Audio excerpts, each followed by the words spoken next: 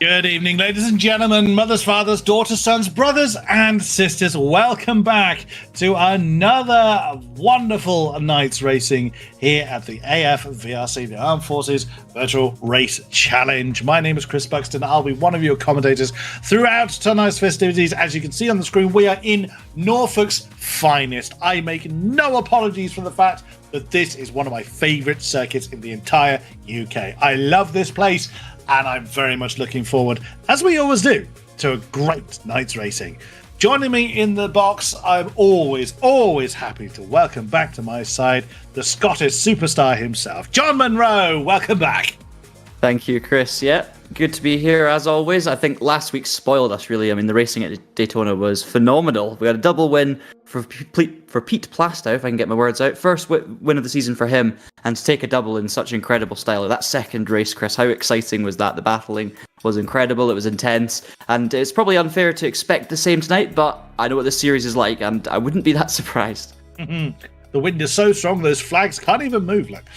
But this is such a different track to what we had last time. We were stateside for Daytona, and we were so spoiled. We had such a great night's racing, and very much looking forward to a bit of a different flavour here at Snetterton.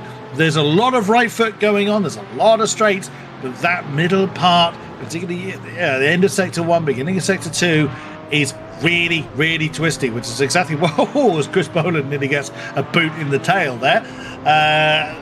We're looking, coming down towards Hamilton and then Oggies. That is the end of that kind of twisty section.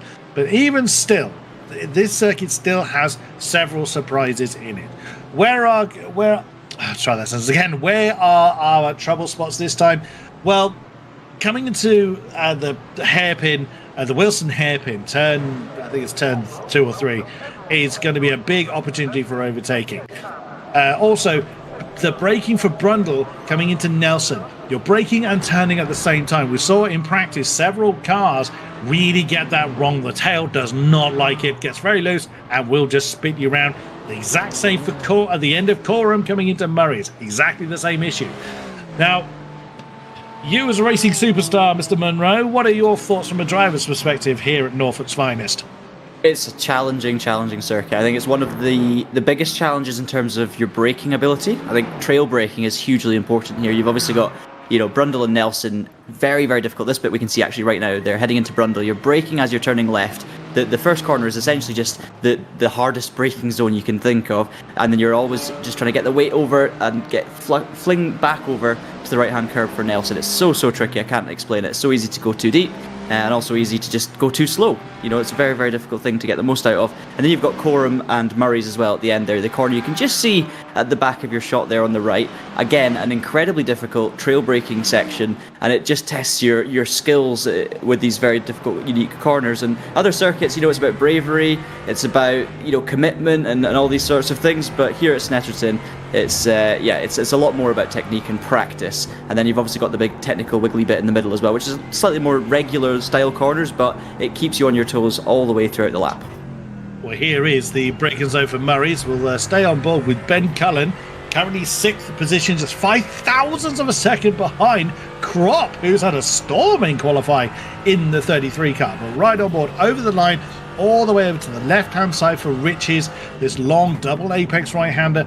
Down, scrub a bit of speed off, hug that inside line as much as you dare, let the car wander over to the left-hand side. There is Treeman, who's sadly gone. Treeman's not there anymore. He was blown down in the bad weather a few years ago. This is the Wilson hairpin. So slow, gotta time your exit to the corner right.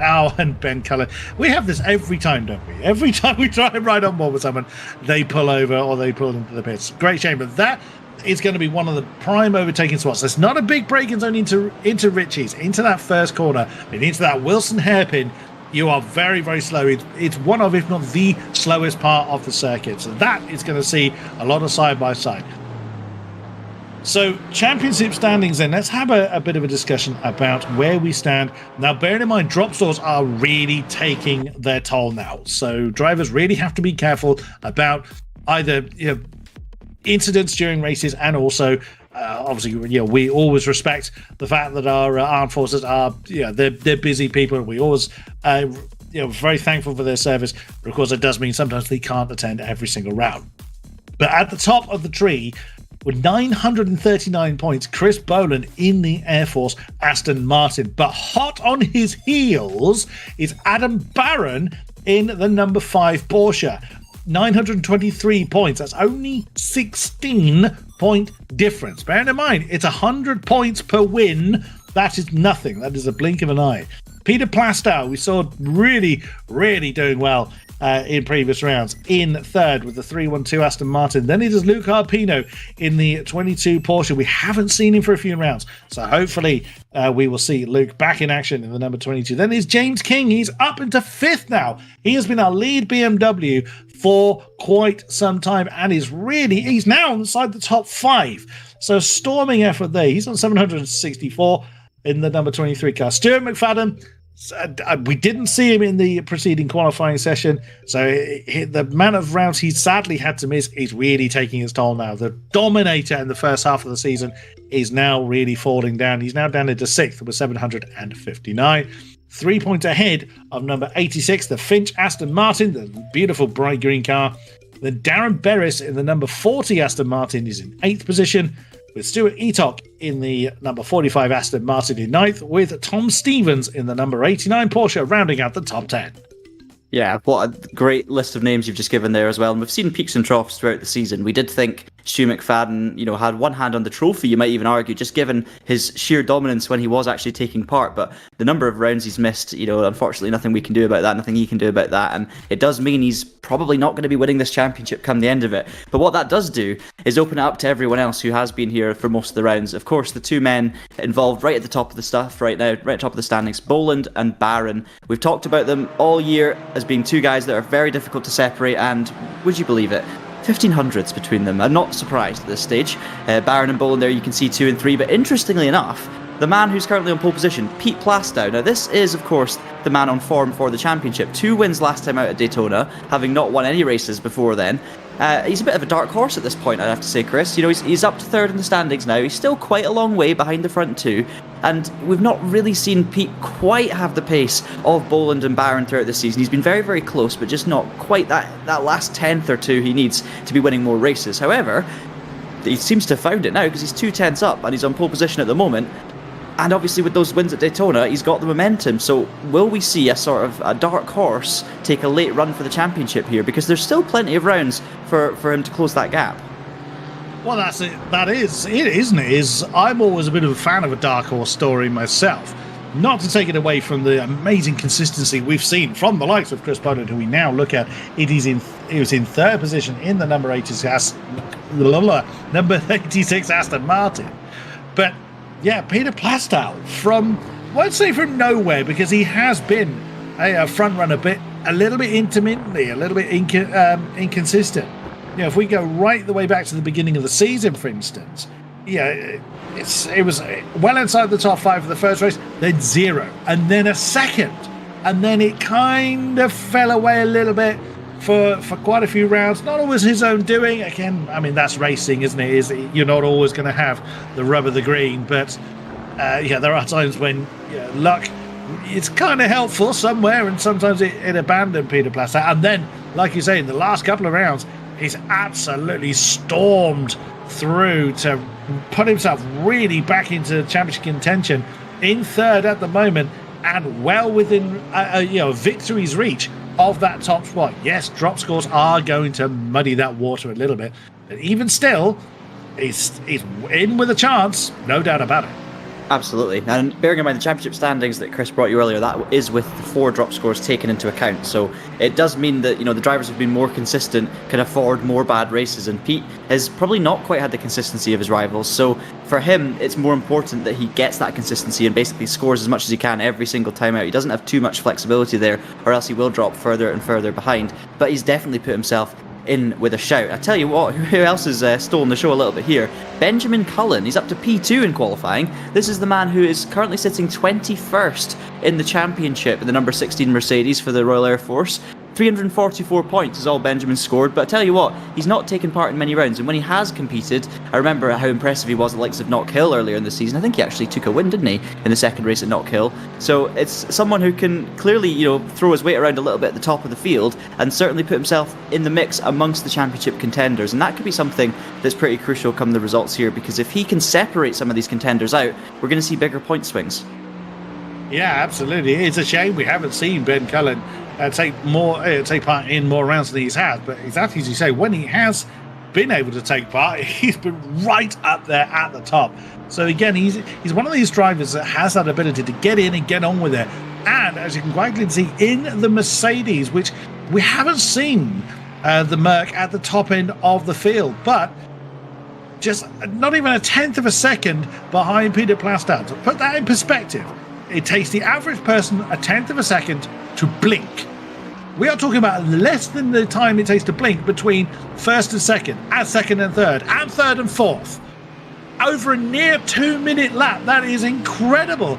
All of our drivers, even right down to Ben Weston, who's maybe struggling a little bit in the number 80 car. And there he is.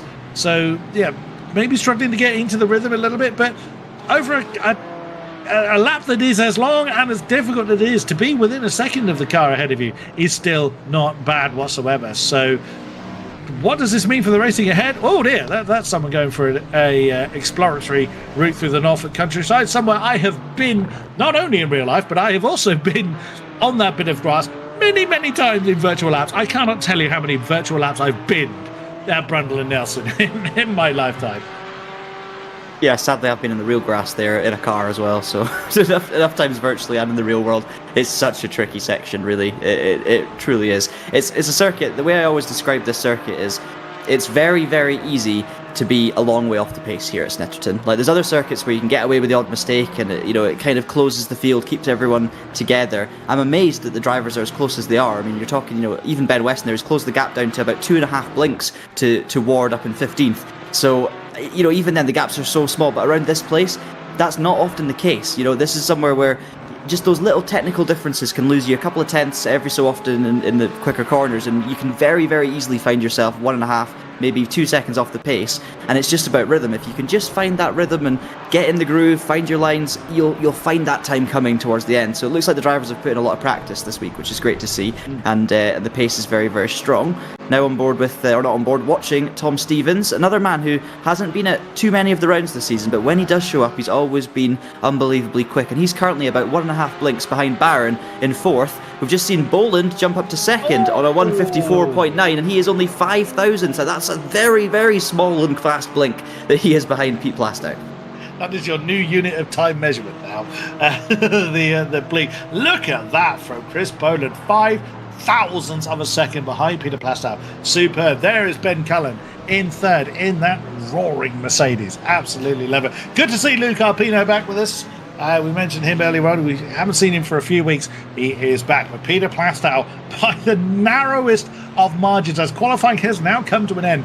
He is keeping hold of that top spot in the grid. Chris Boland alongside him for row 1 at present. Does anybody else have any more improvements? It doesn't look like so. So we will be talking through the grid in due course. Now, for those that have missed the previous rounds and maybe unfamiliar with the way that this season works, qualifying will dictate the grid for race number 1, and then a random amount of positions from 6 to 12, which we'll be showing the randomizer wheel a little bit later on. We'll be doing that in between races 1 and 2. Will dictate how many grid positions are reversed from the results of race 1 to form the grid for race 2. We will cover that in due course. But when we get to the grid, we will then walk through who is going to be starting where. And by the look of the quali times, it is going to be elbows out for all 20 minutes of both races. There's only 4 gaps that are above 3/10, so it's incredibly close. We're now actually watching Peter Plastow on that pole position lap, so you can see him now heading towards Riches. You stay out wide, you get in the power as early as possible before that curb, and you want to attack both apexes. He's nailed through there. You can see the suspension working away there. Then you're hard on the brakes into Wilson. Now get it turned in. He's going to go for a V-shaped line in that Aston Martin, and you can see him just getting nice and cleanly out to the exit there. This is just where you got to take a deep breath. So you're going to hit the brakes to the right, quickly fire it into the left, and it's a very long corner. You want to keep it hugged nice and tightly, use the banking to your advantage. He's actually getting a little bit of a slipstream from the car in front, and I tell you what, that will definitely make a 5,000ths of a second gap difference. As he now hits the brakes just before the one board, you can see him going in very deep, but he's going to cut it off beautifully, gets the car rotated, doesn't miss his apex, uses all of the curb. And then this is one where it's all about precision. You want to get as close to that stack of bollards on the left-hand side, and look like the car in front got even closer than Peter Plastow did. Probably lost a tenth or so there, but then you're back on the brakes straight away. Make sure you munch that curb on the right, don't miss it, and then back on the power here as you drift out wide, and you're straight into another right-hander at Williams. A longer corner than you think. You've got to be patient on the throttle, but at the same time, you need to get on it earlier than your rivals. It's a very, very tricky one to judge. And then this slipstream down here is going to help him massively. I think that might be Boland actually out in front. It is. It's good. So it's one of his championship rivals, once again being the friend that gives a slipstream, as he did to Barron last time. This is Brundle and Nelson, which we were talking about, and you can see the car so unsettled through there. Such a quick direction change, but Plastow absolutely nails it, and he gains so much on Boland in front. Through bomb hole, keep it absolutely pinned through there, and I think we might have lost the lap, unfortunately, but you were almost there. There was the big long right-hander through Coram just after, and then a sudden left-hand 90-degree corner into Murray's, which we will see plenty of action in later on, I'm sure, and probably the odd incident based on what I've seen. Oh, my goodness, sorry, the scary tree gave me a fright. Yeah, the old tree, man, sadly it isn't there. It blew down. I can't remember how many years ago now, but sadly, the old tree man is gone. But there it is. Our grid is forming. Peter Plastow and Chris Boland, the mighty Astons on the front row. Cullen and Barron on row 2. Stevens and Kropp. Good qualifying there, in particular for Ben Kropp on row 3. Luke Arpino and James King, row 4, Stu Etok and Steele on row 5. Finch and Beres will take row 6 with Gray and Ichewski row 7. Ward and Weston, row 8.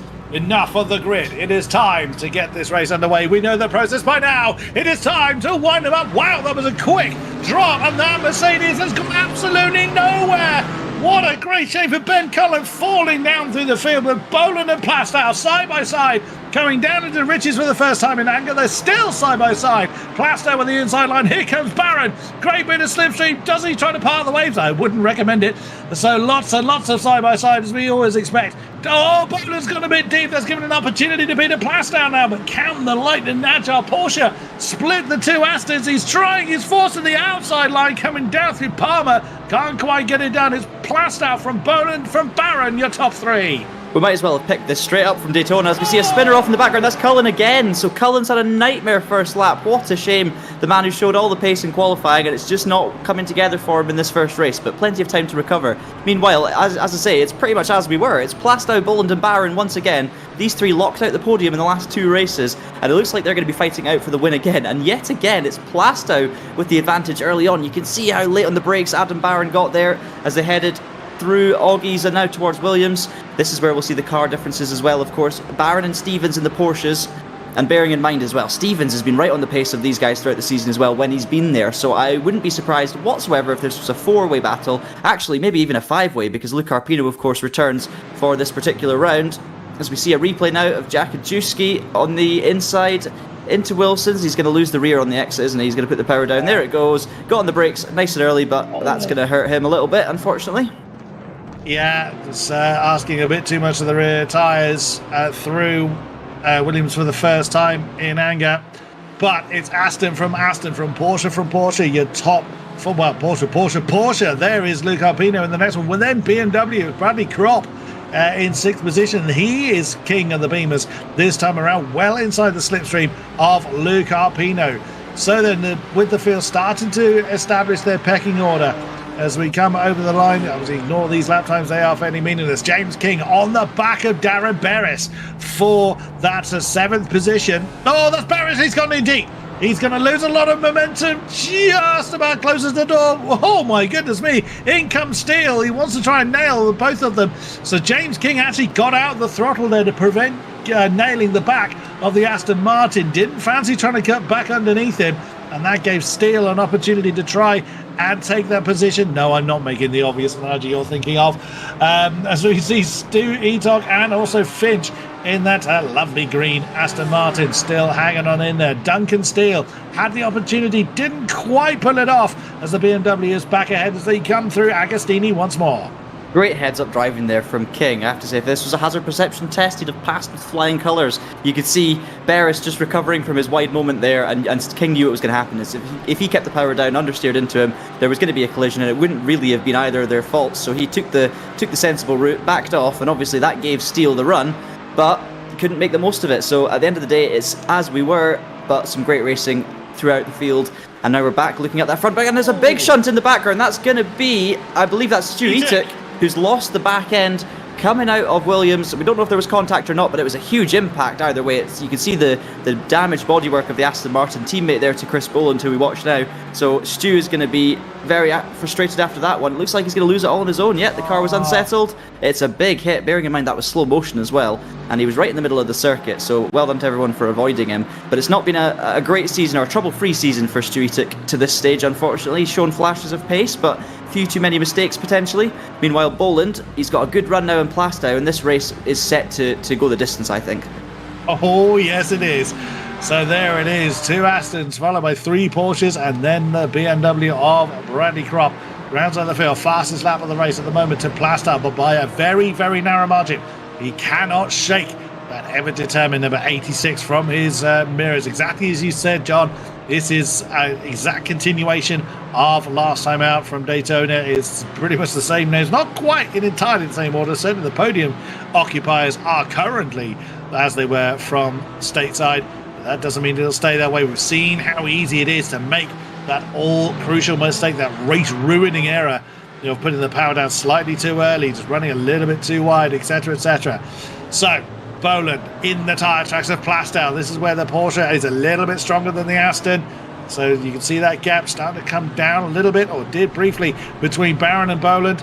As we see Stu Etok, he has brought his car back into the pit lane. He's back out on track though, so he's decided to maybe do a few more laps as a bit more practice for race 2. So it's a 15-minute race for race number 1. Oh, and again you see Plastow flirting with the grass on the exit of Williams. Is exactly what you need to do to maximise your pace along this long Bentley straight. If you lose any momentum coming out of Williams, you pay the price for a very, very long way.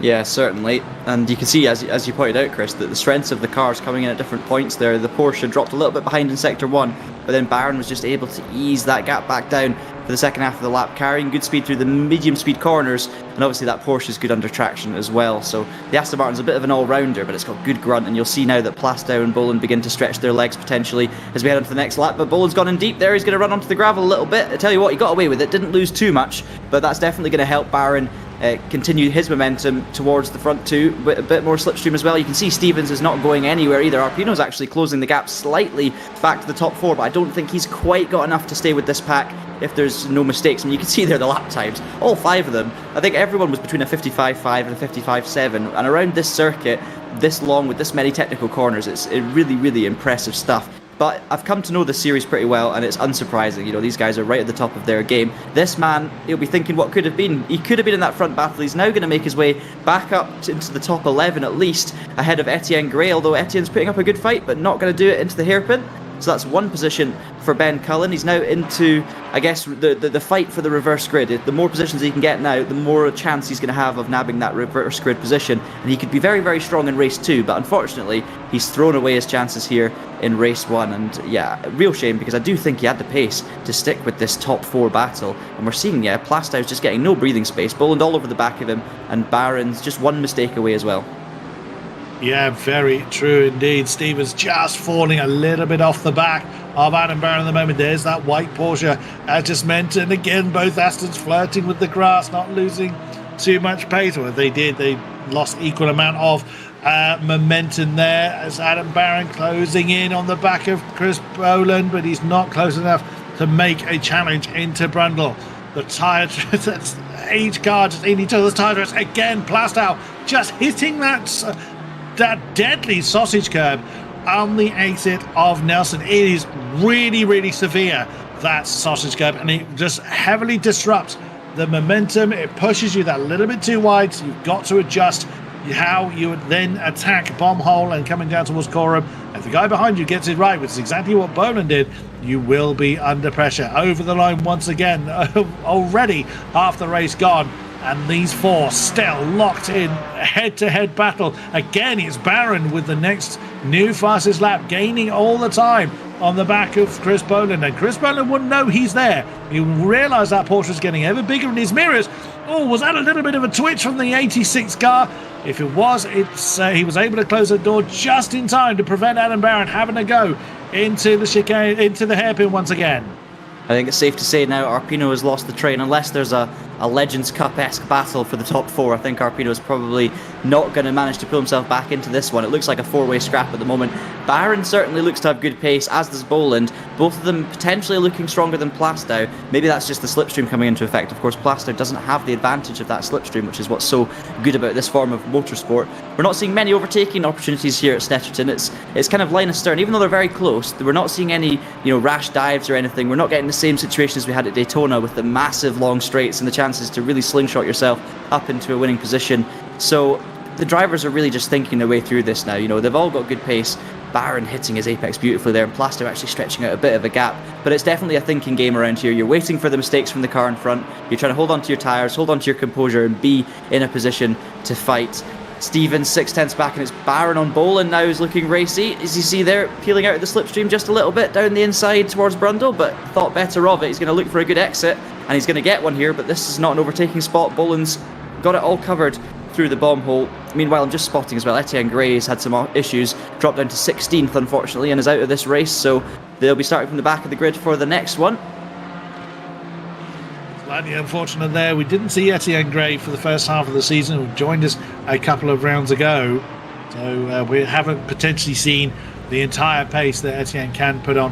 Also bear in mind, we only have 2 more rounds after this event here in Snetterton. We have Brands Hatch and we have Silverstone National. So if these drivers make that colossal mistake, and this is what happened to Etienne Gray, just coming out of Agostini, heading towards, flirting with the grass on the way in, probably unsettled the tail. Yep, there it goes. So, oh dear. Yeah, that was looking like a very, very big incident. Didn't hit anyone else, we're being told, so that is a relief, and that could have gone horribly, horribly wrong. But yeah, if these drivers make that big race-ending mistake, then that is going to hurt, because they don't have very many rounds with which to try and recover that deficit. So, another reason for these drivers to try and be that little bit more careful, maybe not try that big banzai move that they potentially would have tried earlier in the season. But someone that is looking to try and make moves is Adam Barron on the back of Chris Boland. Chris Boland still keeping the pressure on Plastow. There was a lot of iteration in that sentence. So looking back actually from Adam Barron, that's the gap between himself and Tom Stevens. It's hanging around about 0.8 of a second. Look at the lead battle. Oh, it's the Aston side by side all the way down the Bentley straight. So Chris Boland had the better exit from Williams. Can he get it done? He's got the inside line. Can he slow it down? Can he get the line he needs? It's uncomfortable, and he's gone too deep into Nelson. And then here comes Barron as well to try and make good of it. But no, he couldn't quite. Peter Plastow just and only just managed to shut the door on the Porsche. So from Chris Boland trying for the lead is now outside of podium contention with only 3.5 minutes to go. It's just like we said, you got to wait, you got to make your move when the mistake comes, but you've got to get it right, and Boland hasn't got it right. He had the overlap, he had the position on circuit, and it's cost him dearly just by going in too deep, but he can't say he didn't try. Meanwhile, Barron is certainly going to be trying to take the lead away here from Pete Plastow. He moves to the outside here, but Plastow is going to be wise to it. Barron's focusing fully on the exit. I tell you what, this could be a beautiful up and under. Plastow can't close the door. This is spectacular stuff from Barron. He set that one up beautifully. He's now going to have the upper hand, heading under brake, and there's a bit of contact, and that opens the door for Stevens behind. But Barron has taken the lead, and Plastow's now out of the rhythm. So here comes Tom Stevens now, looking to the outside. Probably not going to get it done there, and that's it. Plastow pulls back into position. So Adam Barron, superb move. The up and under into turn 1. Magnificent stuff. Not much Pete Plastow could have done. He couldn't quite close the door enough. And that was just great racing, great overtaking. And now Boland has been separated by 2 cars from Barron for the first time, what feels like all season. And he's going to have his work cut out now, trying to get back through the field. This is going to be an excellent result for the man who's currently second in the championship, if he can hang on to this one. I did want to talk a little bit about drop scores, but I'm going to hold off for a minute because this action is getting very intense. How close is that between Tom Stevens and Chris Boland? The Aston Martin nearly nudging the Porsche coming through Oggies, and now Williams onto the Bentley straight once more. That was a fantastic move though from Adam Barron. Set that one up perfectly along. That started basically at Murray's. Just had the better exit, challenged the Aston Martin, got alongside, wrong-footed him through Ritchie's, and then completed the move into the Wilson hairpin. Brilliantly done. Peter Plastow keeps catching that apex, that sausage curve. Didn't hit it too hard on that occasion, so probably didn't make too much of a difference, but he does keep hitting it, and that is not going to help him trying to get the momentum going again from Nelson through Bombhole and then into Coram. Tom Stevens still lurking large in the mirrors of that beautiful red and black Aston Martin. He still wants to challenge. He's got the pace to do it, but of course Plastow, he wants that lead back. He's closing in on the Porsche now. Less than 3 tenths as they come over the line, less than 2.5 tenths. Is he going to try and move here? Well, that's forcing Adam Barron. He feels the need to close the door. Has he just had his same tactic played upon him? No, the Aston can't get the momentum he needs through Ritchie's. Is he going to try and bounce out the inside of the Wilson hairpin? No, remains where he is for now. But Plastow is not done yet. Certainly not. We're on our last lap now, but that gap has just opened up a little bit. It's 4 tenths, and I mean, it's not nothing, but it's something. You know, he's not close enough that if Barron makes one tiny little slip up, he's going to have the move done easily. But I tell you what, he is in striking distance. I tell you who is closer though. It's Boland on Stevens. Looks to the outside. He's going to, as you say, wrong foot the car into the corner. But this is you can't do that through Agostini because it's too long a corner and there's too many different lines you can take. And as you see there, Stevens manages to gather it up, no problem at all. Cullen's now made his move up to 10th, so he's into the top 10. Hopefully he can get a reverse grid out of that, but we'll have to wait and see. Barron's up the gap now in the bit where the Porsche is strong. It's now half a second, so I think if there's no more mistakes here, Barron should have this one sewn, and Boland on Stevens might be the only move we see for the podium. But this is going to be a big one in the championship, Chris. I mean, Boland's got a 13-point gap at the moment, or 16-point gap over Barron. This is going to close that gap significantly, so it's perfect for the championship, great for the neutral, but Boland's going to be desperate to get every single last point he can at this stage, but it's not looking like it's going to happen now unless he makes a bold move into Coram. Well, I think he's going to have to hope for the result of race 2 being shuffled up somewhat. We have seen some chaotic race 2s due to the reverse grid. Oh, that a little bit uncomfortable, hanging onto the inside line off Coram for the Porsche. It did understeer a little bit. Oh, so close to impact between he's made a mistake. Oh, he's made a mistake. Oh, that's going to be a drag race all the way down towards the line. Has Plastow got it? I think he may do. He noses ahead of the Porsche. Wow. Last corner of the last lap. Peter Plastow has made it 3 in a row from, including last week out at Daytona. Less than a tenth of a second between Plastow and Barron.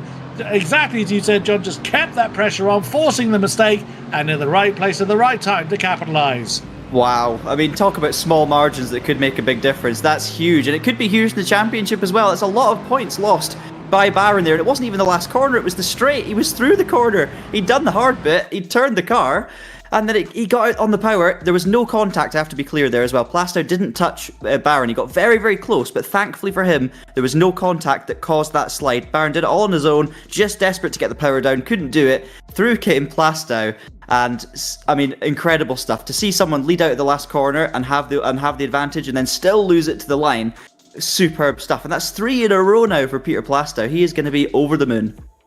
I bet he is. We'll look forward to having a chat with Peter Plastow if he makes himself available. It is not mandatory for our Podium 3 to come and have a chat, but we do like to talk to them. Whilst we wait for them, let's spin the wheel. So this is how many of our top 6 will be reversed for race 2. So it's picked a lot of 12s in the past. It hasn't done so over the last couple of rounds. It's not going to do it this time either. It's going to go through 7. Is it going to just drift past 8? No, so it's 8 positions. So first to 8 will be reversed for race number 2 then. So as mentioned, it is the grid result from the race we've just seen, but the top 8 will be reversed, and then everyone from 9th backwards will start in the position that they finish in. So that is going to be fascinating to see. Some drivers like it, some don't. I personally absolutely love a reverse grid race for both a driver's and a commentary perspective. It can be a little bit divisive, that one, but we'll see how our drivers fare in a circuit that is proving very difficult to overtake on nonetheless. We have one of our podium sitters ready to come and have a chat to us. So let's drag him over. Our race victor once again. Pete Plastow, are you with us? I am indeed. How are you? Oh, wow. What a way to start tonight. Oh, that last corner. Well, actually, let's go back a couple of laps. So you can see the Porsches drawing alongside you. I think probably part of you knew exactly how it was going to play out coming through Riches. Talk us through your mindset at that moment. When he overtook me? Yes. Well, I made the mistake of defending too hard, really, I think, which then gave him the inside for the next corner because it put me wide for the next one. I tried to get back across, but I just couldn't do it in time. And then it's hook, line, and sinker into that hairpin, really. You've got the inside. And then you glued yourself to those tyre tracks, and coming out of Murray's, talk us through those last few seconds. Just a bit of, I can't believe it's happened. I mean, it's just unbelievable, really. Just a stroke of luck. I think maybe checked his mirrors on the entry to that corner and put him a bit wide on the exit. That was the plan. I kind of went in there a bit hotter than I normally did. I don't know if that had an effect on him or not, but I like to think it did. So it was a perfect score from last time out in the States. Win and fastest lap on both occasions. So you've made it 3 in the last 3. That's got to be, you've got to be looking at the championship now, surely. Well, I'll see where I stand after this one. You're forever modest, Pete. You're forever modest. Yeah, I can't get too carried away just yet. But it's looking better anyway. Yeah, it's top 8 that are being reversed this week. So you'll be very much in the midfield. Overtaking looks quite challenging from our perspective. Is that true, trackside? Very challenging indeed. Draft is minimal, and getting alongside somebody is very difficult. And if you do, then you've got to really figure out the next corner very quickly. So it should be interesting. Well, we'll let you get ready for race number 2. Great victory again. Superb effort, Pete. We're very much enjoying every single race you treat us to. Great win. Well done. Pete Plastow. John, do you want to have a go at the next one? Sure can. So if we can speak to Adam Barron next, the man who finished second in that race. And Adam, I feel for you because, I'd pretty much called it already. You've got the race won. He wasn't making a move into Coram. Then through Murray's, he's not made contact with you. You've got it sorted. But just tell us what happened on the exit. It sounds like you jinxed it, John. I probably did, but it was entertaining for us. Not so entertaining for you, I'm sure. Yeah, no, it's the pressure is immense on that track. It's consistency is its Achilles heel. That track. It's just so hard to keep a clean lap. And to be honest with you, I thought I had it. I'm going to pull out the oldest racing driver excuse in the book now. But my dog and my cat ran in on the last lap in my study and started having a massive scrap, and it put me off something chronic. So and I thought I had it under control, and then literally just the too wide on the exit, and the back end came out, and that was it, all she wrote. But no, really good race. I enjoyed that. Excellent. Watching those two animals fighting was probably a bit like watching you and Chris fighting all season. It's been epic stuff. We've talked about it all year. And are you in these races paying attention to where he's finishing now? Because we know, it's mainly a championship battle between you two. Pete's bringing himself back in. He's closing in. That's 3 wins in a row now. But are you just thinking about where Chris is as well, or are you fully focused on your own race? I think Pete's been a thorn in both our sides at the moment. But yeah, no, good for him. But no, I am looking at where Chris is going.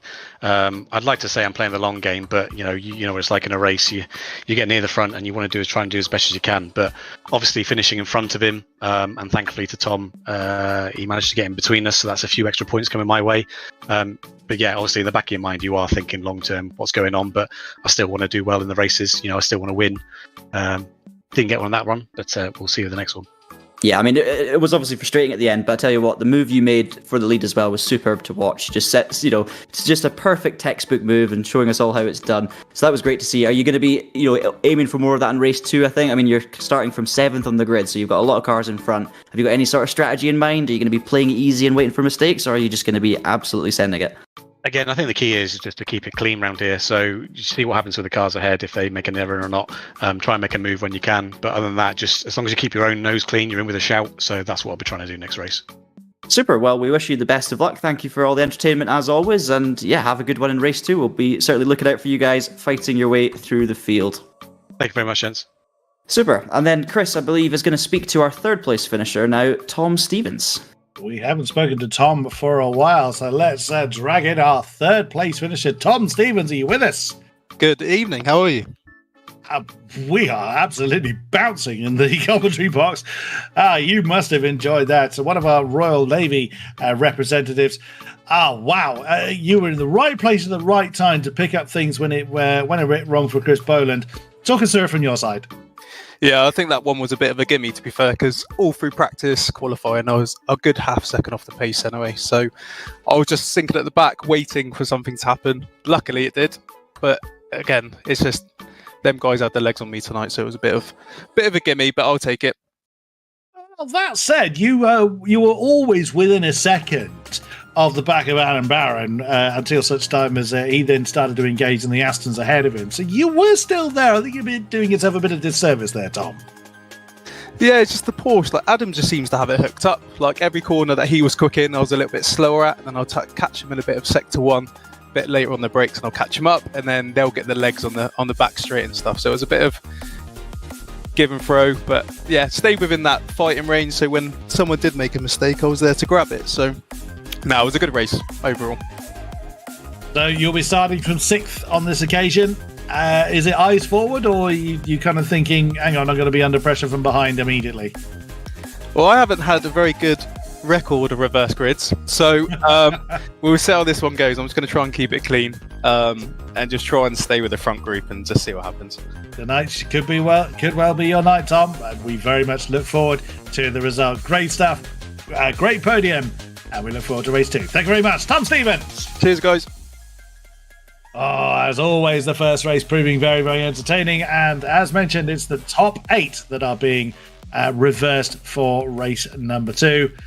Oh, I can't wait. Same for me. It's just, I'm just desperate for it to get started now. Get on with it. Let's get the server moved, get on the grid. Tell you who's probably going to be just as excited for this race. It's going to be our pole sitter, James King. He's shown great pace last time out at Daytona. He's been rewarded this time with a reverse grid pole, getting that 8th position finish. It's going to be joined on the front row by Darren Barris, another man who's had a couple of good starting places from reverse grid races, and then has managed to kind of do the job come the race day as well. We've had a race win actually from Barris earlier in the season, so we know he can do it when he's towards the front of the grid. And then you've got Crop and Arpino on the second row, with Boland, Stevens, Barron and Plastow rounding out the top 8. Real shame, I tell you, for Benjamin Cullen, who managed to get back up to 10th after his spin on lap 1. Terrible start. He's been having some issues with his wheel disconnecting, apparently, which is a real shame. Might have caused the spin we saw on lap 1. But, I mean, credit where credit's due. To get back to 10th in such a short space of time, very good, but unfortunately just missing out on that reverse grid. That being said, we've seen people go from 10th to 1st in about a lap, so you never know. Yeah, somewhat inconvenient, suddenly losing your wheel in the midst of a race. So let us see then how the field goes. We will transit to trackside as soon as we can. And there we go. So fair amount of cloud out there this time. So the track temperature will be playing a little bit of... track temperature being a bit lower will play its part, especially here where traction is going to be very, very important. We have a pair of Astons having an argument, but not the same pair of Astons that we saw. Well, one of them is, it's Chris Boland, the blue one. And, beg your pardon, no, it's not. That's the 45 Aston Martin. That's not the 86 at all. That's Stuart Etock, the second of the blue Air Force Aston Martins, chasing the Finch Green Aston. Duncan Steele, we saw him well, there's a moment. I was going to say we saw Duncan have a bit of a moment where he challenged for 2 positions at once. That's Ben Weston that was going for a bit of a wander through the Norfolk countryside at the first turn. It's the Porsche. It looks very different, doesn't it, when the... Oh, that's someone facing the wrong way. You do not expect to see headlights when you're looking up the way from Palmer. Yeah, maybe tried to take the 200 layout there to Steve Ward, but realised the gates were shut. Not happening on this occasion, but just looking for a surprise fastest lap. I tell you what, I like that white and black livery, actually, that Steele's got on that car. I think it's very simple, but the white wheels really do stand out, and it's not sort of livery I would normally look at and think that's one of my favourites, but I think because it's so different to the others and the white wheels and everything, it does stand out, and especially in this grey Snetterton afternoon, kind of representing how we've all felt the first half of the year here in the UK. But it's looking really good. Just before you all get too excited, even though you may know about the fact that rain has come to iRacing, it's not yet available for GT4 cars. So despite it looking very grey, potential of rain, unfortunately there won't be any rain come the start of this race. In fact, the sun has apparently come out, so we may be looking at some bright and sunny skies after all. Proof. I've said this many times, but I have said many, many times that our production man, Steve Proudley, is a god. He has just convinced the weather to do that. Proof, you have seen it for yourself. So then, let's have a look at the grid. So John did run through it, but there it is in the metal. So King from Beres will take on row 1. Well, King was trying to, and then he vanished for a moment. As we've had, it's a part rolling start for race 2. So they will start the rolling lap from, as you see, that is the beginning of Coram. So not particularly long rolling lap, thankfully. So they Crop and Arpino on row 2. Boland Stevens will take row 3 with Barron and Plastow on row 4. Then it is as they finished from 9th downwards, so Steele and Cullen on row 5, although Cullen is showing is in the pits. Hopefully he will be able to take his... Oh, is that a problem for Ben Cullen? That's again, we did hear that he was having technical difficulties in race 1. That may well have bitten him for the start of race 2. So that will shuffle the order slightly. So now Ben Weston will be classed as starting at 10th, although you can actually see there is a gap in the grid where Ben Cullen was. So then it is Ward, Ijewski, Etic and Gray that will round out the field. So nervous moments now for all concerned. We ride on board with James King, our new pole sitter. The safety car now peeling its way into the pits. Oh, these always nervous times. I don't know if it's any easier if it's a rolling start or a standing start to deal with the nerves. The lights do come on. And we are racing once again here in Snetterton. That was perfect disappear that moment, James King. You disappeared just as you hit the start-finish line. Nicely done. So, King from Crop, Beres is hanging on in there. Still side by side with Arpino, but there's looking to try and swap positions. Then you've got Boland that is trying to gain a position as well as we come into the breakers over the first time. Now, who's going to survive? Who gets this one right? Now, Ben Cullen did start the race, but he started from the pit lane. So he's already slightly disadvantaged. We saw how his pace was able to close in to the field after race 1. But look at James King. He's already got himself 0.6 of a second as we come down to Agostini for the first time. Yeah, Barron's the huge winner here. He's actually going for another move down the inside of Crop, not quite making it work, but he has picked off his rival Boland. He's also picked off Tom Stevens as well. He's been the best of what we'll call the Four Musketeers for now, and makes his way up to 5th position. Bradley Crop has shown good pace this season as well, but it's going to be all about how quickly these guys can make their way through the field in front. King's got a great start, as you say, 0.8 ahead, and we're hearing from Steve there has been 0 incidents so far. I've just cursed it. I'm sorry to whoever's about to spin, and it's almost Boland. One of you's gonna, but no incidents so far. Great stuff. And there's Barron with a great exit, and Crop is not going to be able to do too much about it, although they might be side by side here as we head into Brundle and Nelson's. This could get interesting. Oh, the BMW bows out of that one. I think he realises that's not his fight to get involved with. As Warden Ijewski swap round. Oh, is that an opportunity for who was that? Well, that was Arpino. Luke Arpino to get up into second. Oh no, almost standstill for Ward in the Porsche, and that's the kind of almost caught Stu Etok out as there were several cars very, very slow coming through Brundle and Nelson. But now Luke Arpino up into second position. He did get ahead of Darren Beres coming through Bomb Hole, now into Coram. That's James King with, has he got a second? Well, he did briefly, but now the traction of the Porsche starts to tell. Oh, flash of the lights there from, I think, Peter Plastow. He's not happy about something. Oh, look how much curb. I said that sausage curb was nasty, and Luke Arpino demonstrating perfectly what happens. Oops, a bit of a touch there between the Aston and the Porsche. So Darren Beres sending half his car skyward and giving Luke Arpino second place and nearly slamming into the back of aforementioned Porsche. Yeah, Luca Arpino giving the body language of a man who wants to win this race. We saw it in turn 1 and lap 1 as well, around the outside, carrying more speed than everyone around him, and he was just there hunting his prey, waiting for the mistake, which we saw from Barris, getting up on 2 wheels, and Arpino was just straight in there to take advantage of it. So it's been good so far from him, and he will, I'm sure, close the gap on King. Meanwhile, Boland dives down the inside now of Bradley Kropp, who's going to give him the room, fair play. And that looks like a move then for Boland to keep himself within touching distance of his championship rival, Adam Barron. Meanwhile, Plastow, we saw him flashing the lights earlier, not sure why that was, if it was frustration, if it was an apology, or if it was just a distraction tactic. But either way, he's got some work to do now if he wants to stick with his rivals. He's trying to claw himself back into this championship. I don't think he's going to keep his win streak going, but you never know what can happen. Meanwhile, Barris runs wide out there, and that's going to give Barron the advantage. And I tell you what, Barron's got so much of an overlap, I think he'll be well clear before Brundle and Nelson. In fact, Barris is going to pull back into the slipstream. So it's all going to be about how quickly now Boland can make his way past Barris, who actually had a bit of a look there, didn't he? On the inside of Barron, just staying out the way. It's such a tricky braking zone, as we've talked about so many times. But they seem to get through nicely and safely. So it's now Barron chasing down Arpino, Boland on Barris, and Plastow on Kropp, with Stevens just in behind.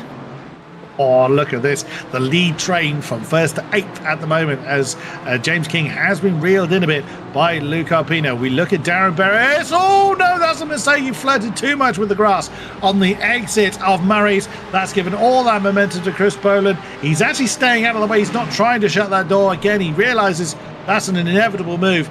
The fastest lap actually going to Chris Boland. Featherstone and Barris, he didn't quite make it so easy for Boland. Now tries to cut back underneath him as the 86 Aston flirts with the grass. Now Barron having a look on the inside. Big move on the inside of the Wilson hairpin. And that is second place now to Adam Barron. But whilst they fight, James King is utilising that opportunity to start to give himself some breathing space once again. Yeah, it was a mistake for Arpino there on the exit of Riches, or the second part of it. He just got wide, we saw the dirt kicked up, and it was four overtakes in a row where it was the driver in front just making a bit of an error and the driver behind not making the error. That's what's crucial around here. But that was not an error-based move. That was another send down the inside from Peter Plastow, doing exactly what Boland did the lap before on Kropp. Poor Kropp's the only one who's not making mistakes and still getting past. It's just the guys around him have just got that little edge on pace, and it is the 4 quickest guys we've seen so far. So he's steadily dropping through the field, but doing a great job nonetheless is Bradley Kropp.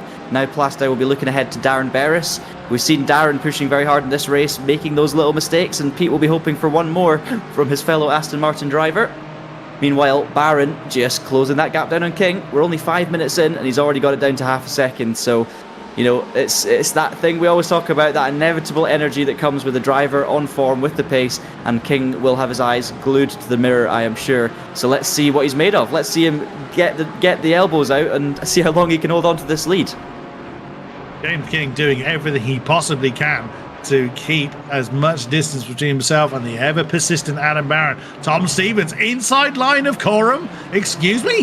That is brave, especially with a vanishing BMW. It is doable, but it is so you've got to wrong foot your prey so much earlier than that and get the inside line. And you have to kind of hope that the person you're trying to pass realises you're there, as Peter Plastow sizes up a move into Ritchie's, does he? Again, I think he had the overspeed to a point, but realised that was going to be a huge dive if he tried to do that, as Arpino and Boland side by side. The Porsche braking very early, trying to wrong foot the Aston Martin, as Chris Boland tries to get the momentum, just about shuts the door on Darren Barris. Now gets the momentum to try and attack Luke Arpino back. Looks one side, looks the other, coming down to Palmer, but no change of position, and that's allowing Adam Barron to go off on the James. Oh, he's gone! Oh no! That is a big moment for Boland. We saw exactly that from Stu Etuk, and that was exactly when the other Blue Aston had a completely big moment in race 1. Goodness me, that side by side, that is Barron and King, the Porsche pulling ahead of the BMW. James King realises that one was done, lets the move proceed, but he's not going to give up on the back of the Porsche just yet. That's huge for the championship there, that mistake from Boland. He did it all on his own. We've seen him make a couple of bold moves. He's not short on confidence today as Boland, but he's just not quite managed to get that Aston stopped on a couple of occasions. And I don't know if it was the pressure or the intensity of the battle, but he's just made a mistake there and he's lost it. In terms of the championship, what that means, it doesn't mean he's going to score, a 0 or anything like that. It just means that he's probably going to pick up his previously dropped score of 74, but that is going to make a big difference in the championship. You're talking about a 26 point swing to the race winner here, and if that man is Adam Barron, who has taken the lead from King up in front and pulled out a 7/10 gap, and meanwhile Plastow's got it, so our other contender now loses the back end as well. And that's going to be another big points change in the championship fight. Plastow, all that hard work to claw his way back in. We were talking to him about it in the interviews, and he's dropped it, Chris. So in one lap, this championship has taken a massive swing, and it's the man who's leading, Adam Barron, who will be looking to capitalise. James King a little bit too deep coming out of Murray's. That's given the run on Bradley Krupp, I think it was. No, it was Darren Barris, beg your pardon, that was nearby. It doesn't help when they blink out of position. As we now also look at Tom Stevens on the back of Bradley Krupp, so another BMW fending off the advances of those around as Tom Stevens tries to get the overlap into the Wilson hairpin, and the BMW just about getting that corner done. Just manages to shut the door before they get down towards Palmer's. Bonan and Izak swap round. Well, they're still swapping around. It was Seam, Etuk and Bonan. That is for 11th place. Peter Plastow all the way down to 14th. He was facing the wrong way come Bombhole, and he just nudged the back of Barris just as the undulation change unsettled the car, and round it went. It wasn't a very big impact either between the two Astons, but with Plastow being the chasing car, it was unfortunately all on him. Yeah, and it just shows you how easy it is to make a mistake. Even the best drivers in this championship, and their eagerness to get through the field, they're making those mistakes. And you know, we heard from Barron, he said it's about keeping it clean, it's about not making mistakes, being patient and letting the opportunities come to you. We saw a mistake from him in race 1 that cost him the win, and all of a sudden it's the mistake-free Barron that's looking to take the most points out of this weekend. Meanwhile, here is Tom Stevens with a great run on the back of Krupp out of the hairpin there, or not the hairpin, sorry. But he's going to look down the inside, and actually, you know what? Kropp's got the confidence under braking, and he gets it slowed down, does he? Yes, he does. Great stuff there.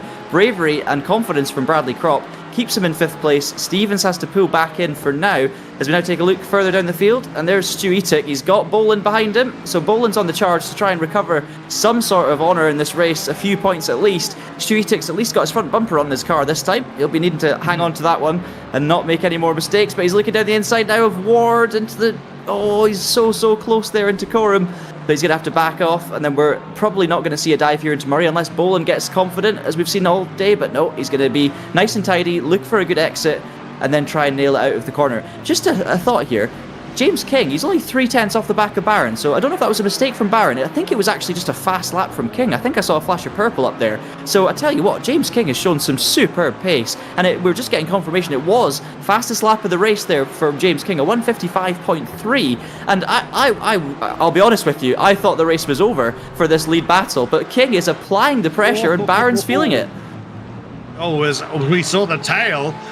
And we just saw the tail of that BMW slightly let go, but King was well on top of that, as we now see Bradley Krupp and Tom Stevens again into Agassini. Very close. Porsche now has the inside line, and that's going to give him the inside for Hamilton as well. Side by side as they come to the next left-hander, but can Bradley Krupp hold on? He does. He manages to get the drive and shut the door on the Porsche, but that goes to show how persistent Tom Stevens is in trying to wrestle what is 5th position from the BMW. Yeah, James King, he's doing a superb job in staying with Adam Barron.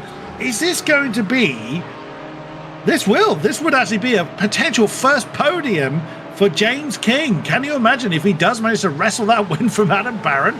Crikey, what a huge haul that would be for James King. Finishing on the podium would still be a superb achievement.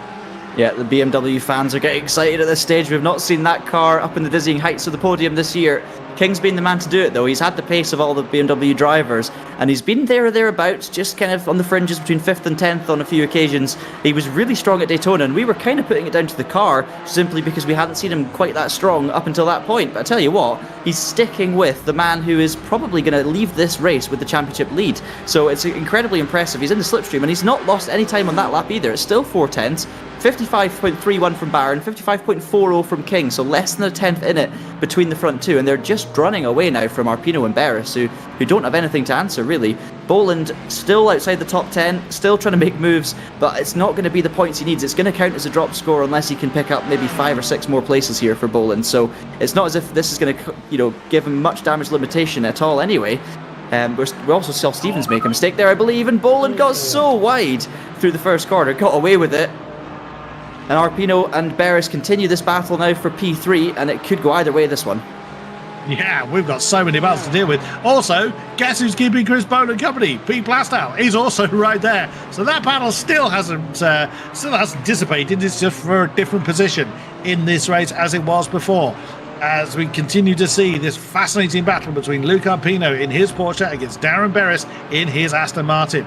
So for this of the last step, on the podium, as Peter Plastow has actually managed to get ahead of Boland. Oh, has Boland had trouble?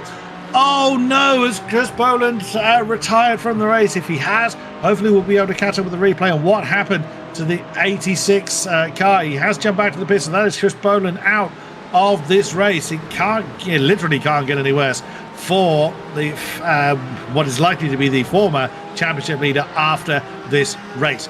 But Adam Barron, look at that. He's really getting the horses galloping now. He's got over a second between himself and his pursuer of James King. But there's another 4.3 seconds between King and this battle we're continuing to enjoy between Arpino and Beres. Yeah, there's great battles throughout. It's very, very difficult to keep up with. We're seeing more overtaking in the second race, but that's probably down to the format. Beres lay on the brakes into Murray's. So many times I've been late on the brakes today. It's very, very easy to get wrong. Meanwhile, Barron has actually just opened up the taps and done a 154.9. So another 2 or 3 tenths quicker there on that lap from Barron. King was half a second slower, and the net result is a pretty sizable gap. You can see there 1.5 seconds between the front two. So that's one less battle we can concentrate on. But yeah, it's looking really, really good now for Barron. I'm going to curse it, and I'm sorry, Adam, if you're watching this back and you're about to bin it. I'm so sorry. It's my fault. But yeah, it's been good up to this point. And as you say, that first race he may have been disappointed, but he's channeled it into a really, really mature, measured performance in the second one when his rivals have faltered. Meanwhile, Arpino, a man who did lead the championship early doors before missing a handful of rounds, he's looking to redeem himself here with a podium finish, but Beres is not letting him go here. We've seen Darren making a few mistakes, dropping a few places early on, started on the front row of course, but since then he's really gathered himself up, he's been on the charge, and he's not letting Luke Arpino get away whatsoever. So there's certainly a good battle on for the podium here, and Duncan Steele's not far behind either in 5th, so great recovery from Steele as well.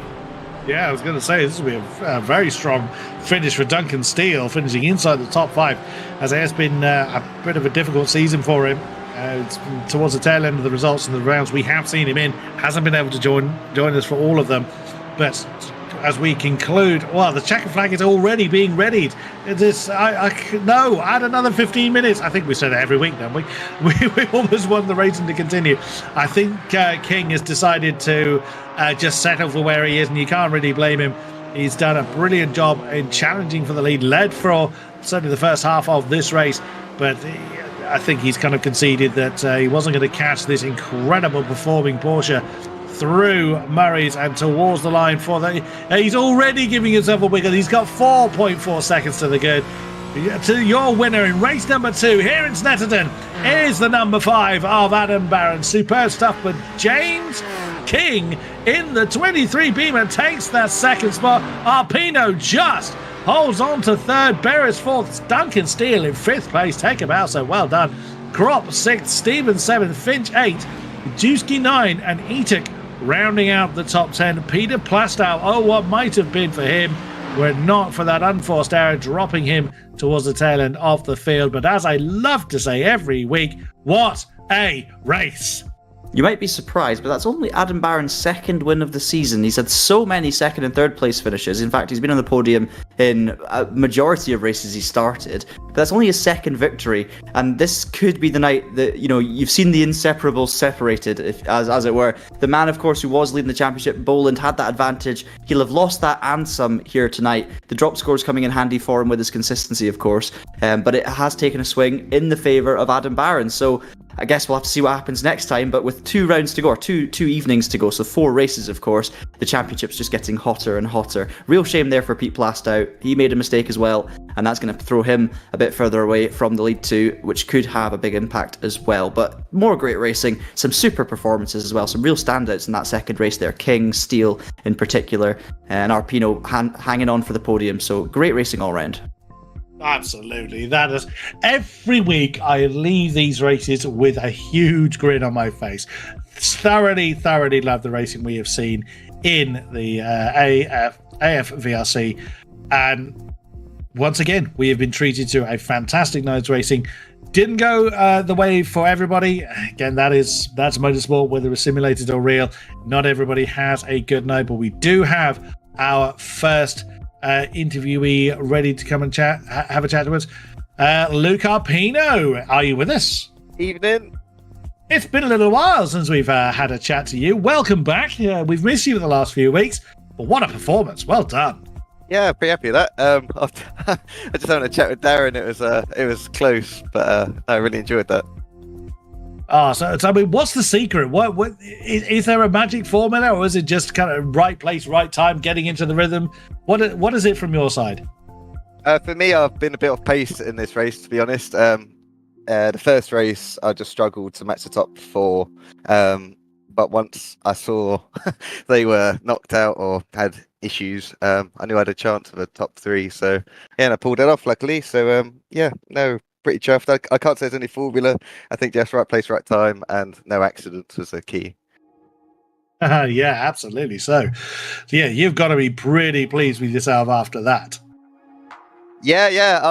If I get a podium in any race, I'm going to be chuffed. But yeah, absolutely. Brands Hatch next time, full GP circuit. What are your thoughts? Yeah, I like Brands. We've just come from there in the real world. So yeah, I love the track. It's one of my favourites. But yeah, hopefully top 5 I'll be happy with. But we'll see. We will look forward to it as much as everybody else. Great stuff, Luke. A wonderful podium. And it's good to have the chance to chat to you again. Thank you very much, Luke Arpino. Thank you. Go on, John. Take your pick. Who do you want next? So I'd love to speak to James King, actually, because that was a sensational result. We've not really spoken to James throughout the season because we've not seen him on the podium up until now. But here we are, and we are now joined, hopefully, by James King. Are you with us, James? I am indeed. Hello. Excellent stuff. Welcome to the podium. Superb stuff throughout the night. Obviously, you got that reverse grid pole position, and we've seen lots of people struggle with that weight on the shoulders heading into race 2, but you dealt with it brilliantly and managed to pick up a podium. So just, talk us through your feelings. Yeah, I mean, it's been my first podium of the season. It's been a while, and it's been a challenge this season. I mean, it's my first time being overseas for a couple of years. I know our initial season, I did that while I was deployed, and now I'm based out in Cyprus, so that doesn't help. And I'm still not on a wheel at the moment either. Wow. So next week that will change. You're racing on a pad? I might be. Wow! If I'd known that, I would have bigged you up well before then. Take a bow, sir. I definitely won't admit to winning championships about 8 years ago on a pad as well, but well, I mean, nothing it's good that you good, managed to get the podium because then you're able to come and have a chat with us. So it's great to be able to share that. I mean, we saw you at good pace at Donington at the start of the season. You were there or thereabouts, and then there was a bit of a lull, and there was a few kind of race and rounds where you weren't quite up there. But we really did notice the strong performance last time at Daytona. Has something clicked with you with the car throughout the season, or do you think you just suit these particular tracks? How talk us through the kind of season as a whole, I guess. I definitely have tracks that I favour over others. Daytona has always been a traditionally good track for me on iRacing. And then Snetterton, weirdly, I tend to do well. It's probably the track I've got the most real world experience as well. Not in a racing situation, unfortunately, but I've driven multiple cars around here, decent speed. So it's been good to sort of show that it works both ways. You know, you can gain time from a sim as well as gain time from real experience. And obviously, just to finish off, I'd love to hear a little bit about your involvement with the RAF. Obviously, you're the RAF esports team manager, so there comes a responsibility with that I'd like to hear a little bit about, but also just your general involvement with the RAF, if you're able to talk to us a little bit about what you kind of do on a daily basis. Yeah, of course. So I've been in for just shy of 12 years now. I'm a ICT technician, so I currently do projects and plans out in Cyprus. So we cover the entire island, doing installs of IT systems, phone systems, things like that. And then for e-motorsports, I mean, I've been involved in the motorsport side of things since 2020. And as eMotorsports has grown, I've sort of worked my way up. I'd always been kind of the guy for iRacing, but as things have gone and stuff's changed, I've taken on the lead of the discipline now, which is certainly interesting to be here, especially as quite a junior rank compared to basically all the other disciplines. Well, it's great to have you on board. I'm sure everyone appreciates it, and we certainly appreciate everything you do on the racing side, and obviously in general as well with the RAF. So thank you very much for joining us, James, and we wish you the best of luck for the rest of the season. Awesome, thank you very much. And I think Chris is going to round us off for the night by speaking to our race winner, Adam Barron. Adam, are you with us? Hi, Chris. Hi, John. Can feel the grin from here. You enjoyed that, didn't you? Yeah, that was a nice clean win, that one. I quite liked romping away at the end there. Although Kingy, I mean, fair play to him. Considering what he's doing on a controller, he really kept me honest. He really put me under pressure, actually. So fair play to him. But yeah, no, very, very happy with that one. Oh my goodness me! So, talk us through it. Is it worse when those pre-race nerves that every racer gets? Is it easier to deal with from a standing start or a rolling start? Or does it make no difference at all? No, I enjoy both. It's the Porsches have a little bit of advantage on the standing start, so that's always good. And the rolling starts, I think it is fairer when it's the reverse grid and it's all sort of up in the air, so it's not. There hasn't been as much carnage this season on the second race as much as the previous two seasons. But I prefer both. I think the nerves are similar for both. It depends how long the warm-up lap is. Snetterton, thankfully, it's not too long. But somewhere like Brands Hatch GP or something, we have to do the full lap. The nerves do get easier. But I prefer both. I like both. Awesome stuff. And we head to Brands Hatch next time around. Are you a fan of Kent's finest? I prefer the GP to the Indy, obviously. Really good driver circuit. Again, it's similar to this, though. If you make a mistake, it's really easy to fall off the track at Brands GP. So, we'll see how we go, but I'm looking forward to it. Awesome stuff, as are we, because we do every week. And God, did you put on a show once again. Wonderful win. Well done to you, Adam Barron. Great work as always, guys. Thank you very much. Cheers. A huge pleasure it is indeed. And that is going to wrap up festivities for tonight. Thank you very much to those that have been with us, either live or post-event. We always enjoy your company here at the AFVRC. Thank you very much, John Monroe, for joining me in the box. As always, a huge pleasure, a great night's racing. And I'm just about catching my breath now. I loved it. I did as well. I mean, I started off the night talking about how good the last one was, and how it'd be difficult to match. But I mean, we've had ourselves some big championship moments, some big swings tonight, and superb races, both of them really. Great battles in race 1, and then of course some major drama in race 2, and some new podium finishers as well. So couldn't ask for more, and we thoroughly look forward to the final 2 races of what has been a sensational season. It certainly has, and it's not showing any sign of slowing down. Next time out is our penultimate round of the season. It's a shame for it to come to an end, but all good things must, as they say. So races 17 and 18 of the season's 20 will be hosted at Brands Hatch on the full GP layout. You know where to find us. You know when to find us. We hope to see you there. Until next time, thank you very much, and good night!